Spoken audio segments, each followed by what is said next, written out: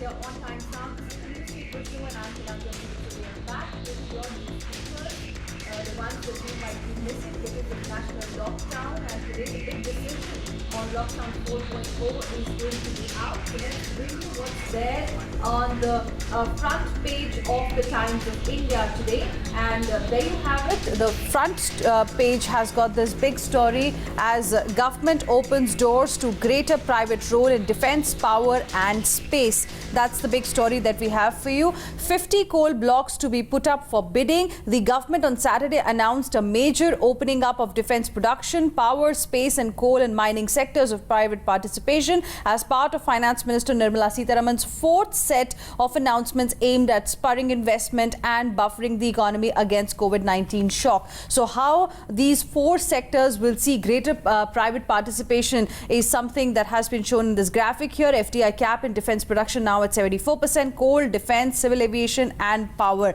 Major reforms were announced in these sectors. Then on the right hand side, there is a story about the migrant laborers. 26 migrant workers got killed, 36 injured in an accident in Uttar Pradesh. Trailer rams truck as driver falls asleep. This is what Faiz Siddiqui has reported, and this is yet another desperate journey that has ended in tragedy on the side of a highway. 26 sadly more migrant workers fleeing joblessness and hunger will never see home again because they lost their lives. And then we have got the news about India's COVID count, which is rising very, very sharply. In fact, at 4,885 new cases, we have seen biggest jump in India's COVID count so far. India saw its biggest surge in COVID-19 infections with 4,885 reported on Saturday, as Gujarat has now become the second state to add over 1,000 cases in just one day.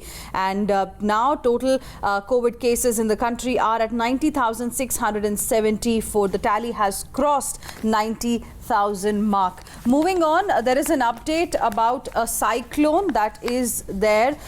Cyclone landfall is likely on Wednesday. 7 lakh people in Odisha may be hit. Nearly 7 lakh people living in 649 villages of coastal Odisha could be severely impacted by cyclone Amphan, which could make landfall in West Bengal on Wednesday. So that's another story that's there on the front page only. And there you have it, a picture in fact on the front page which shows how cops have got a COVID shield. East Delhi's Madhuvihar police station is the first in the city to initiate contactless policing to protect its police personnel against COVID-19. Visitors have to first dip their footwear in a disinfectant solution and go through a 20-second hand wash process followed by thermal scanning. Plastic sheets act as barrier between the complainants and cops. So innovative measures now being implemented in this post-lockdown era or after lockdown 3.0 gets over. This is something that we might start seeing in different places as well.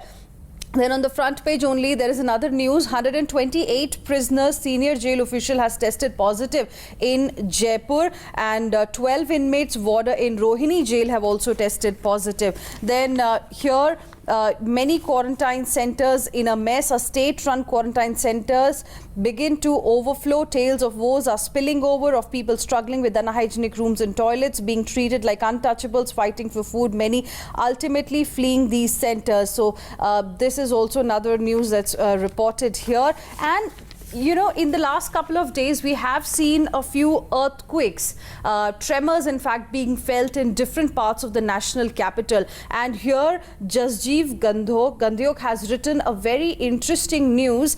And this says that series of quakes, danger sign, experts debate. Are 4 minor earthquakes that hit Delhi within a month a sign of danger for the region? Officials at the National Center for Seismology do not believe so, saying Delhi is unlikely to be the epicenter of a strong earthquake. The greater threat, they say, lies closer to quake-prone Himalayan region. So here you have the comments by various experts and what should one make of these four earthquakes or tremors that we felt at least 4 times in the national capital in just 1 month. Then UP has withdrawn 12-hour shift order. That's another story on the front page only. 700 Tabligis leave for Tamil Nadu for special train, and COP killed 5 LET men held in Jammu and Kashmir. And lastly, India's backing Afghanistan government irks Taliban. That's another story that you can find on the front page only. We are now moving on to the Nav Bharat Times and let's get you what's being reported there.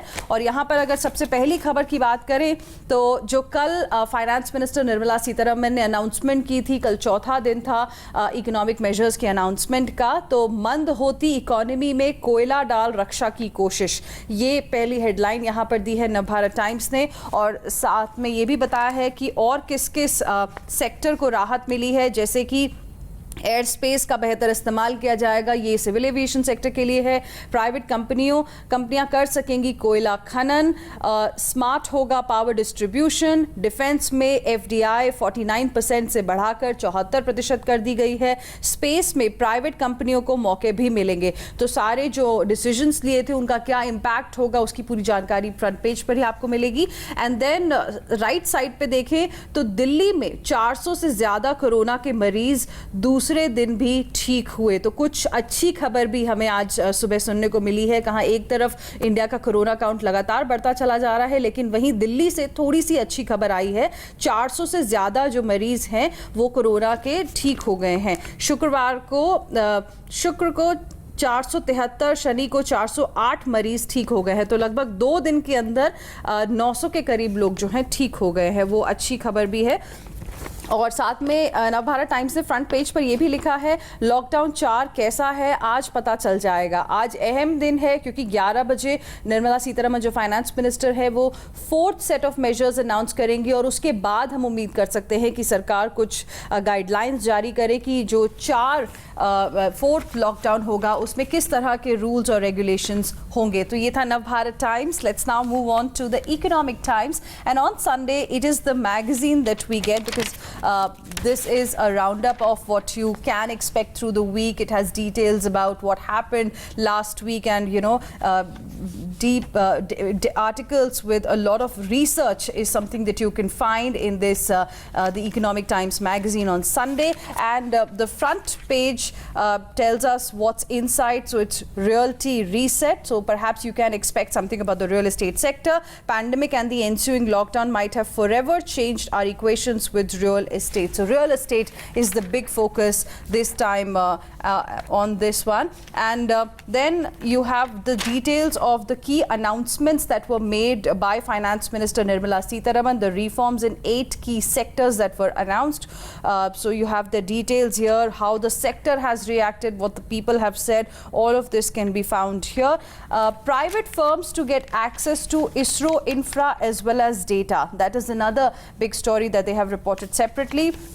Rahul Gandhi backs direct cash transfer for poor, not package of loans. And there you can see a picture of Rahul Gandhi, Congress leader, who was interacting with migrant workers in the national capital on Saturday. That's another story that you can find here.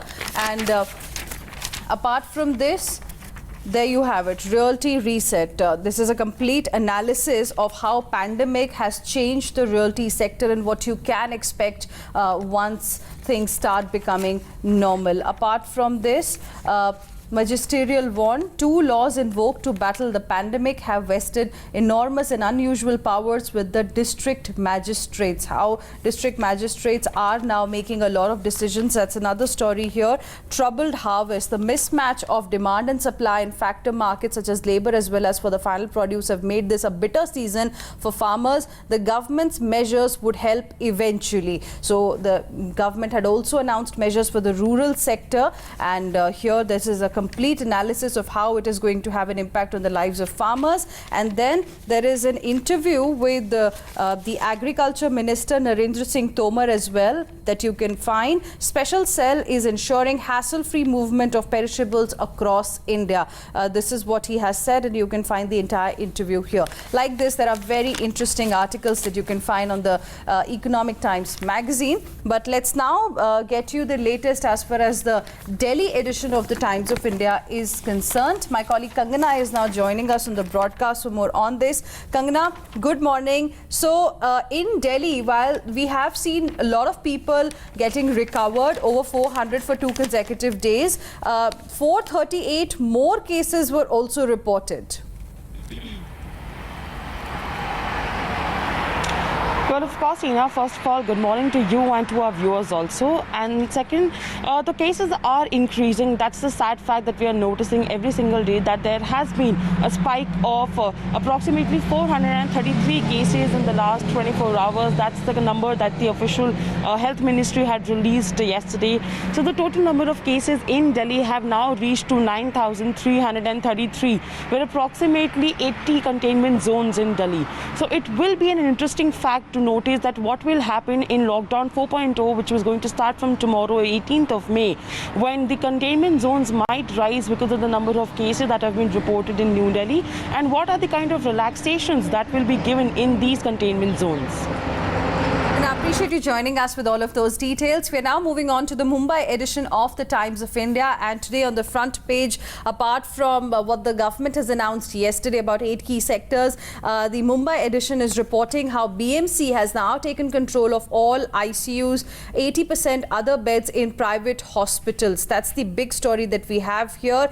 33-year-old is Maharashtra's 10th cop casualty. Another news that's being reported. And junior doctors off cut from 7 to 2 days. How now there is a shortage of medical professionals as well. Hence, these kind of measures are being taken. Then another story that we have here is that Maharashtra gets central forces, some from Jammu and Kashmir. Responding to Chief Minister Uddhav Thakure's request for manpower, the Union Home Ministry has sent 9 companies of Central Armed Police Forces for deployment in Maharashtra. Apart from this, new one-day record in deaths for Maharashtra and for Mumbai, 41. Now, cases are doubling in Mumbai in 13 days, which is a cause of concern right now. And Maharashtra is the COVID, we can say, capital of the country because it has got maximum number of corona cases. Kajal Iyer, my colleague, is joining us on the broadcast. Kajal, good morning. Today, the Mumbai edition of Times of India is reporting that BMC has been advised to take control of the ICUs and other hospital beds, especially in private hospitals. Yes, the hospitals in Mumbai are almost filled up to the brim. That is the government facilities. They are filled up to the brim with COVID patients and other patients. And for a long time now, at least for 2 weeks now, the government has been negotiating with private hospitals, asking them to either admit people under the Mahatma Jyotiba Phule insurance scheme and at nominal rates, or to hand over some of the beds to the BMC. So far, there has been a lot of resistance from the private players saying that it will affect their margins.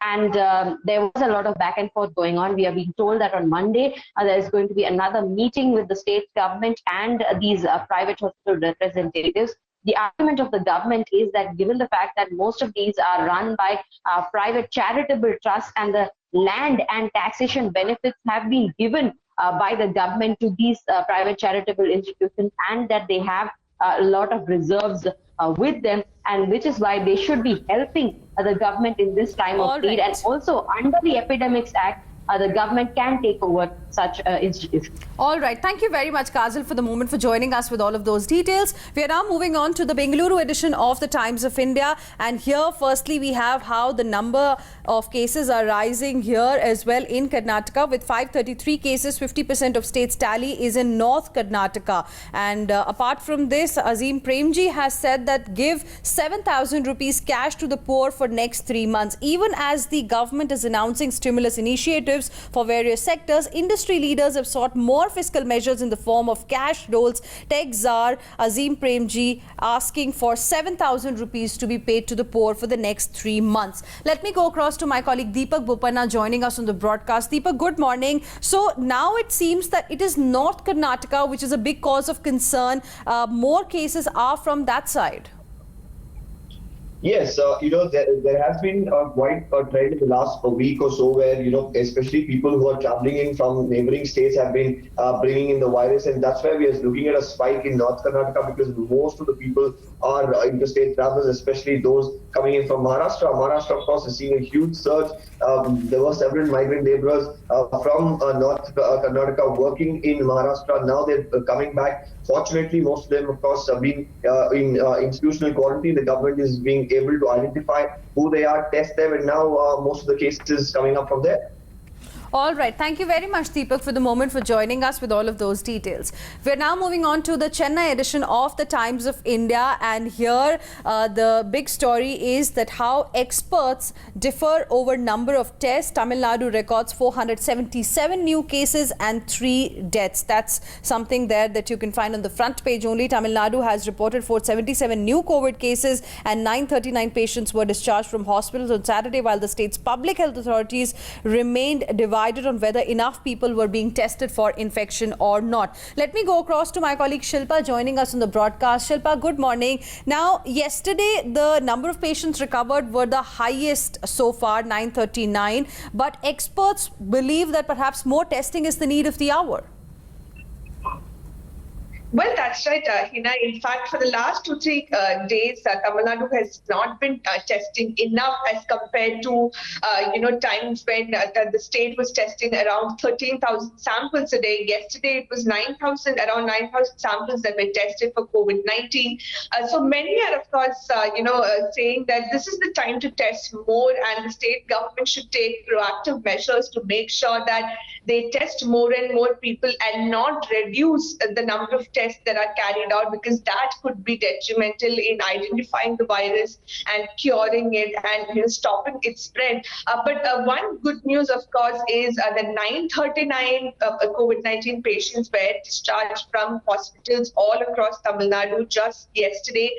This is the highest number of patients that have been discharged, in one single day in the state. This could also be because the ICMR has now tweaked the discharge guidelines. So probably because of that, you're seeing a high number of patients being discharged as well. But just to brief you about what happened, there are 477 new cases of coronavirus in Tamil Nadu, taking the total to 10,585, and 93 people who came from Bangladesh and other states in the country, such as Maharashtra, Andhra Pradesh, have tested positive, and that is, of course, a big challenge for the state government. People coming from other states.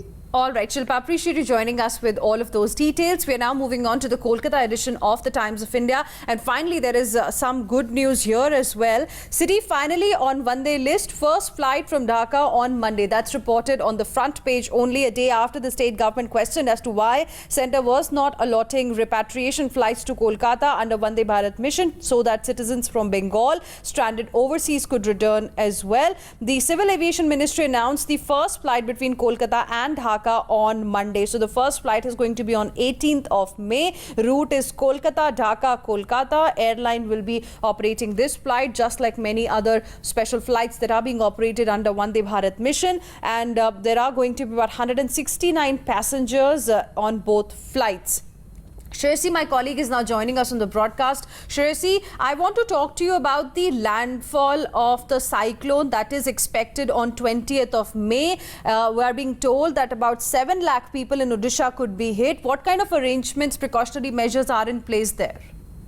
Well, Hina, the IMD has not been able to say where exactly will the landfall be, but of course the depression that was there on South Bay of Bengal has now developed into a cyclonic storm, and it's approaching, and it's an impending cyclone called Amphan, the name that has been given as per the regulations, and this will be making landfall around the 20th of May. Yesterday, of course, Odisha Chief Minister held a review meeting because Odisha's coastal areas, around 12 districts along the coast of Odisha, are likely to be affected due to this cyclone. They have already spoken to the centre. They have also urged the centre, Hina, to suspend the Shramik expresses that are coming into Odisha for the next 3 days till the cyclone warning is over. But of course, Odisha taking all measures along with West Bengal, which is also going to be affected due to the cyclone, where both the state governments will be ensuring that there will be zero casualty in this natural calamity that could be hitting